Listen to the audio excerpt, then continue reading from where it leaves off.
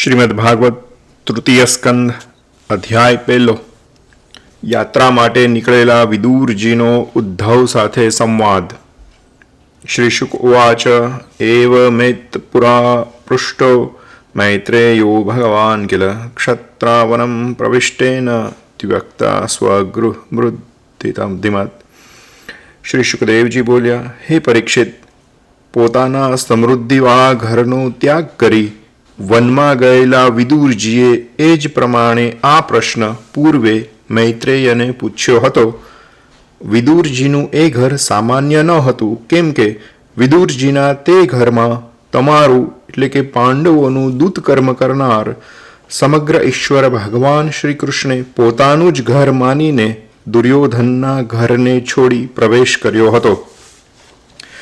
રાજાએ પૂછ્યું, હે પ્રભો, વિદુરજીનો ભગવાન મૈત્રેયની સાથે ક્યાં સમાગમ થયો હતો અને તેમનો સંવાદ ક્યારે થયો હતો તે અમારી આગળ વર્ણવો, કેમ કે નિર્મળ હૃદયવાળા વિદુરજીએ એ સ્વજન શિરોમણી મૈત્રેયને કરેલો પ્રશ્ન અલ્પ અર્થવાળો નહીં હોય, કેમ કે મૈત્રેયે એ પ્રશ્નનું સુંદર વચનોથી અભિનંદન કર્યું હતું. સૂત કહે છે કે રાજા પરીક્ષિતે એ પ્રમાણે પૂછ્યું એટલે સર્વજ્ઞ શુકદેવજીએ અત્યંત પ્રસન્ન થઈ કહ્યું, તે બધું હું કહું છું, સાંભળો. શુકદેવજી બોલ્યા, જેની જ્ઞાન દ્રષ્ટિ અધર્મને લીધે નાશ પામી હતી તે રાજા ધૃતરાષ્ટ્રે પોતાના દુષ્ટ પુત્રોને પોષી નાના ભાઈ પાંડુના પિતા વિનાના પુત્રોને લાક્ષાગૃહમાં રાખી જ્યારે બાળ્યા અને જ્યારે સભામાં પોતાની વધુ યુધિષ્ઠિરની પટરાણી દેવી દ્રૌપદી કે જે પોતાના અશ્રુઓથી સ્તન ઉપરના કેસરના વિલેપનને ધોતી હતી તેના કેશ ખેંચવારૂપ પુત્રના નિંદ્ય કર્મ રાજા ધૃતરાષ્ટ્રે અટકાવ્યું નહીં.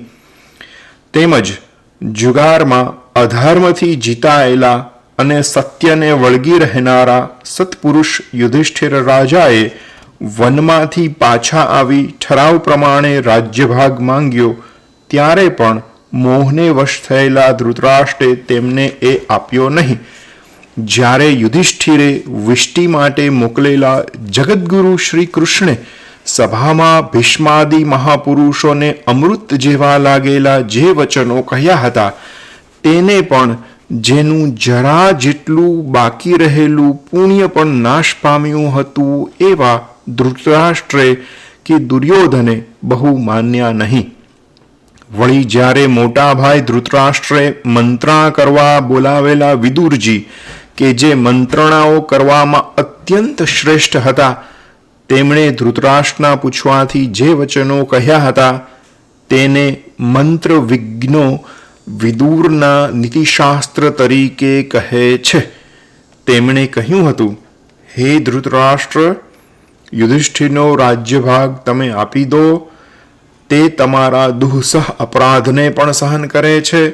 તમારા અપરાધને લીધે ભીમસેન રૂપી સર્પ નાના ભાઈઓ રોષથી ફૂફાડા મારી રહ્યો છે કે જે ભીમસેનથી તમે અત્યંત ભય પામો છો. તમે ચેતો કે ભગવાન શ્રી કૃષ્ણે પાંડવોને પોતાના માનીને પક્ષમાં લીધા છે. જે શ્રી કૃષ્ણ સાક્ષાત પરમાત્મા, બ્રાહ્મણો અને ઇન્દ્રાદિ દેવોથી યુક્ત ઉત્તમ યાદવોના પૂજ્ય અને જેમણે મોટા રાજાઓને જીત્યા છે તે શ્રી કૃષ્ણ ક્યાંય ગયા નથી પણ પોતાની નગરીમાં જ રહે છે. શ્રી કૃષ્ણથી વિમુખ અને તેથી જ જેની લક્ષ્મી ગઈ છે એવા તમે જેને પુત્ર બુદ્ધિએ પોષો છો તે દુર્યોધન પ્રત્યક્ષ એક દોષના જ રૂપમાં ઘરમાં બેઠો છે, કેમ કે એ શ્રી કૃષ્ણનો દ્વેષ કરે છે. માટે કુળના કલ્યાણ સારું એ અમંગળને તમે જલ્દી છોડી દો. વિદુરજીએ એમ કહ્યું તે વખતે વધેલા કોપથી જેનો નીચલો હોઠ ફરકતો હતો એવા દુર્યોધને કર્ણ, દુઃશાસન અને શકુની સાથે રહી સજ્જનોને ઈચ્છવા યોગ્ય સ્વભાવવાળા વિદુરજીનું આ રીતે અપમાન કર્યું. અરે, આ કુટિલ દાસી પુત્રને અહીં કોણે બોલાવ્યો છે? જેનું અન્ન ખાઈ મોટો થયો છે, તેનાથી જ વિરુદ્ધ થઈ આ શત્રુઓનું કાર્ય કરવા તૈયાર થયો છે. માટે તેને માત્ર જીવતો રાખીને હમણાં જ શહેરમાંથી હાંકી કાઢો. એ પ્રમાણે બાણની પેઠે કાનમાં પેસતા કઠોર વાક્યોથી ભાઈની સમક્ષ મર્મસ્થાનમાં પ્રહાર કરાયા છતાં વિદુરજીને મનમાં કંઈક દુઃખ થયું નહીં. કેમ કે માયાના મહાત્મ્યને તે સારી પેઠે જાણતા હોય, માયાને જ તેમાં કારણ તરીકે માનતા હતા. પછી તે પોતે જ તેઓના હાંકી કાઢ્યા પહેલા તેમના ઘરના દ્વારમાં ધનુષ્ય મૂકી ત્યાંથી ચાલી નીકળ્યા. જે વિદુરજીને કૌરવોને તેમના પુણ્યયોગે પ્રાપ્ત થયા હતા, એ વિદુરજી હસ્તિનાપુરમાંથી નીકળીને પુણ્ય કરવાની ઈચ્છાથી પૃથ્વી પર શ્રી હરિના તીર્થક્ષેત્રમાં ફરવા લાગ્યા કે જ્યાં બ્રહ્મા, રુદ્ર આદિ હજારો મૂર્તિઓ ધારણ કરી ભગવાન બિરાજે છે. વિદુરજી એકલા જ નગરોમાં પવિત્ર ઉપવનો, પર્વતો, લતાગૃહો, નિર્મળ જળવાળી નદીઓ, સરોવરો અને ભગવાનની મૂર્તિઓથી શોભતા તીર્થોમાં તથા ક્ષેત્રોમાં વિચરવા લાગ્યા. તેઓ પૃથ્વી પર ફરતા ત્યારે પવિત્ર અને ઉત્તમ વૃત્તિથી નિર્વાહ કરતા, પ્રત્યેક તીર્થમાં સ્નાન કરતા, ભૂમિ ઉપર શયન કરતા, શરીરની ટાપટીપ રાખતા ન હતા, અવધૂતનો વેશ રાખતા અને તેથી જ તેમને સગા સંબંધીઓ ઓળખી શકતા નહીં. તેઓ શ્રી હરિને પ્રસન્ન કરનારા વ્રતોનું આચરણ કરતા, કેટલાક કાળે આખા ભરતખંડમાં એમ યાત્રા કરતા તેઓ પ્રભાસ ક્ષેત્રમાં ગયા. તે વખતે શ્રી કૃષ્ણની સહાયથી રાજા યુધિષ્ઠિર આખી પૃથ્વીનું એક છત્ર અખંડ રાજ્ય કરતા હતા. એ વખતે તેમણે સાંભળ્યું કે વાંસથી ઉત્પન્ન થયેલા અગ્નિ વડે જેમ વન બળી જાય, તેમ પોતાના સંબંધીઓનો પરસ્પર સ્પર્ધાના નિમિત્તે વિનાશ થયો છે. પછી તે શોક કરતા ચૂપચાપ સરસ્વતી નદીના પ્રવાહ તરફ ચાલી નીકળ્યા. એ નદી પર ત્રીત શુક્રાચાર્ય, મનુ, પૃથુ, અગ્નિ, અસિત, વાયુ, સુદાસ, ગોતીર્થ, કાર્તિક સ્વામી અને શ્રાદ્ધદેવ એમ 11 તીર્થોનું તેમણે સેવન કર્યું. વળી એ વિના બીજા ઋષિઓ અને દેવોએ કરેલા અનેક તીર્થો અને ક્ષેત્રો છે કે જેઓમાં સુદર્શન ચક્ર તથા શિખર પર સુવર્ણના કળશોના ચિહ્નવાળા મંદિરો છે, જેમનું દર્શન થતાં જ શ્રી કૃષ્ણનું સ્મરણ થાય છે. તેઓનું પણ તેમણે સેવન કર્યું. પછી સમૃદ્ધિવાળા સૌરાષ્ટ્ર, સૌવીર, મત્સ્ય, કુરુ તથા જાંગલ દેશમાં જઈ કેટલાય કાળે તે વિદુરજી યમુના નદી પર ગયા. ત્યાં તેમને ભગવાનના ભક્ત શુકદેવજીના દર્શન થયા. એટલે વિદુરજીએ શ્રી કૃષ્ણના સેવક અને નીતિશાસ્ત્રમાં બૃહસ્પતિના પ્રથમ શિષ્ય તે ઉદ્ધવજીને અતિ સ્નેહથી ભેટી ભગવાનના સેવક પોતાના સંબંધીઓનું આ પ્રમાણે કુશળ પૂછ્યું. હે ઉદ્ધવ, પોતાની નાભીમાંથી ઉત્પન્ન થયેલા બ્રહ્મદેવની પ્રાર્થનાથી જેઓ આ પૃથ્વી પર અવતરેલા છે, તે પુરાણ પુરુષ શ્રી કૃષ્ણ અને બળદેવ વસુદેવજીને ઘેર કુશળ છે ને? જેમણે આ પૃથ્વીનું કુશળ કરી સર્વને સુખનો સમય આપ્યો છે. હે ઉદ્ધવ, જે ઉદાર વસુદેવજી પોતાના બનેવીઓને સંતુષ્ટ કરી બહેનોને પણ પિતાની પેઠે ઉત્તમ પદાર્થો આપે છે, તે અમારા કૌરવોના પરમ મિત્ર અને પૂજ્ય વસુદેવજી સુખમાં છે ને? હે ઉદ્ધવ, જેમને રુકિમણીએ બ્રાહ્મણોનું આરાધન કરી ભગવાન શ્રી કૃષ્ણથી પુત્ર તરીકે મેળવ્યા છે અને જે પૂર્વજન્મમાં કામદેવ હતા, તે યાદવોના વીર સેનાપતિ પ્રદ્યુમ્ન સુખી છે? રાજ્યાસનની આશા છોડી દૂર રહેતા જેમનો શ્રી કૃષ્ણે રાજ્યાભિષેક કર્યો છે તે શાશ્વત વૃષ્ણિ, ભોજ અને દાશાર્હ કુળના અધિપતિ ઉગ્રસેન સુખી છે? હે સૌમ્ય, જેમને પૂર્વજન્મમાં દેવ કાર્તિક સ્વામી તરીકે પાર્વતીજીએ ગર્ભમાં ધારણ કર્યા હતા, જેમને આ જન્મમાં વ્રતવાળી જાંબુવતીએ જન્મ આપ્યો છે અને જે શ્રી હરિના સમાન છે, તે મહારથીઓમાં મુખ્ય શ્રી કૃષ્ણ પુત્ર સાંભ સુખી છે? જેણે અર્જુન પાસેથી ધનુર્વેદનું રહસ્ય મેળવ્યું છે અને શ્રી કૃષ્ણની સેવા કરી જેણે યોગીઓને પણ દુર્લભ ગતિ પ્રાપ્ત કરી છે, તે સાત્યકી કુશળ છે?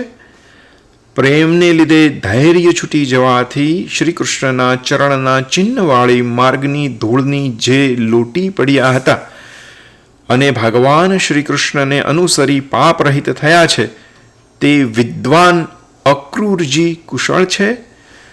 વેદો જેમ યજ્ઞ વિસ્તારને પ્રકાશપણે ધારણ કરે છે, તેમ જેણે ભગવાન શ્રી કૃષ્ણને ગર્ભમાં ધારણ કર્યા હતા અને જે દેવોની માતા અદિતિની પેઠે શ્રી વિષ્ણુ ભગવાન રૂપી પુત્રવાળા છે, તે ભોજવંશના દેવકરાજની પુત્રી દેવકીજી કુશળ છે?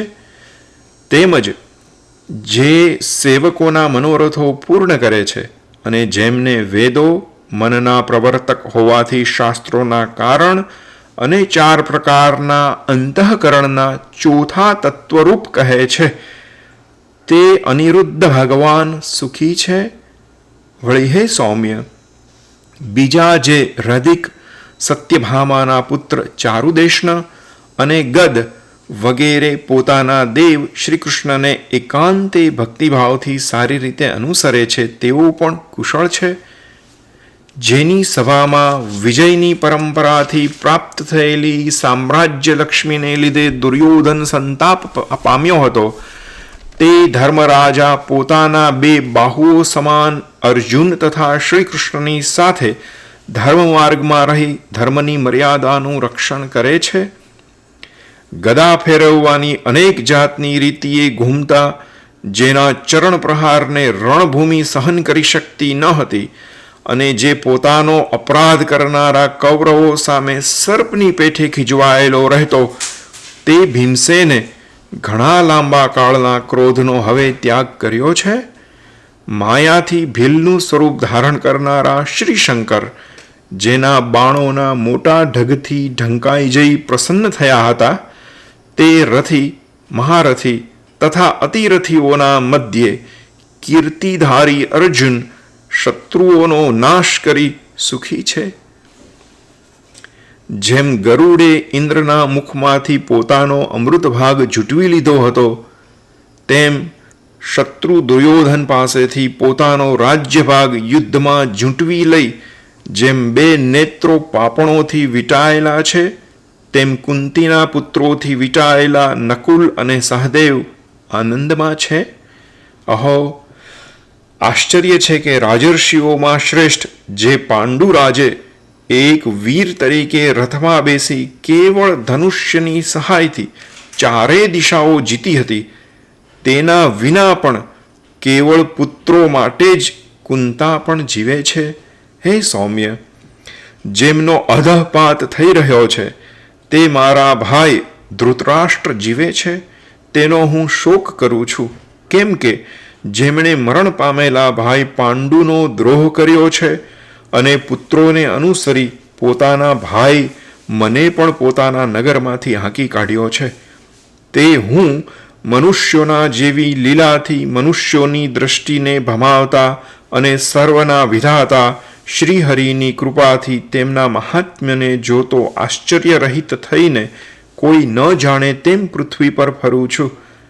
ભગવાન શ્રી કૃષ્ણે પોતે જ ક્ષણે મારી નાખવા સમર્થ આજ દિવસ સુધી કૌરવોના અપરાધ જે સહન કર્યા, તેમાં કારણ એ જ હોવું જોઈએ કે 3 પ્રકારના મદથી ઉદ્ધત બનેલા અને સેનાઓ વડે પૃથ્વીને વારંવાર ડગમગાવતા બીજા સર્વ દુષ્ટ રાજાઓનો પણ સંહાર કરવાની અને તે દ્વારા શરણે આવેલાઓની પીડા દૂર કરવાની પણ તેમને ઈચ્છા હતી. ભગવાન અજન્મા છે, છતાં તેમનો જન્મ અવળે માર્ગે જનારાઓનો નાશ કરવા માટે હોય છે. તેમજ ભગવાન અકર્તા છે, છતાં તેમના કર્મો મનુષ્યોને તે કર્મોમાં પ્રવૃત્ત કરાવવા માટે હોય છે. જો એમ ન હોય તો બીજો કયો પુરુષ ગુણાતીત હોવા છતાં કર્મને આધીન શરીરના બંધનમાં પડવા ચાહશે? હે મિત્ર, જે ભગવાન અજન્મા છે, છતાં પોતાની આજ્ઞામાં રહેનારા શરણાગત સમગ્ર લોકપાલોના કાર્ય માટે યાદવોના વંશમાં જન્મ્યા છે અને જેમની કીર્તિ સંસારથી તારનારી છે, તે ભગવાનની કથા તમે મને કહો. તસ્ય પ્રપન્નાખિલ લોકપાન આમવસ્થિતાનામ અનુશાસને સ્વે અર્થાય જાતસ્ય યદુષ્વજસ્ય વાર્તામ સખે કીર્તય તીર્થકીર્તેઃ. इति श्रीमद् भागवत महापुराणમાં તૃતીય સ્કંદ વિશે અધ્યાય પહેલો સમાપ્ત. અધ્યાય બીજો આવે છે શ્રી કૃષ્ણના વિયોગથી ઉદ્ધવજીનો શોક અને તેમણે કરેલું શ્રી કૃષ્ણના બાળ ચરિત્રોનું વર્ણન.